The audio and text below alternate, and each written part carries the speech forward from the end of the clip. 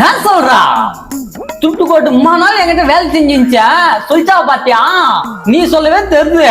என்ன மேஸ்திரி வலிச்சிட்டியா? களவு பத்தலையாண்ணா? போய் களவள்ளின்னு வரட்டா? வந்துட்டா வைடா வைடா வைடா மச்சான். நான் மச்சான் களவள்ளி ஏற போறியா? எதுவுமே பண்ண வேணாம், வா பார் வா.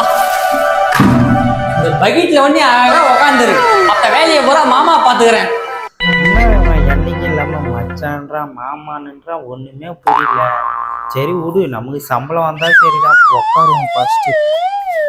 எல்லா வேலையும் நான் ஒரே ஆளே செஞ்சிடறேன்.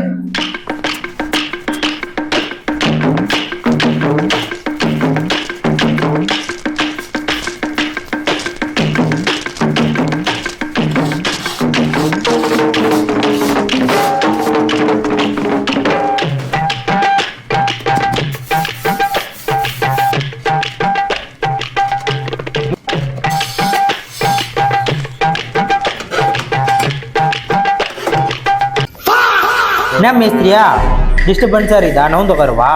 ஐயோ வேணாம் வேணாம், நீங்க உட்காரு, நான் ஒன்னும் அப்படி தள்ளி வந்து ஒட்டிக்கிறேன்.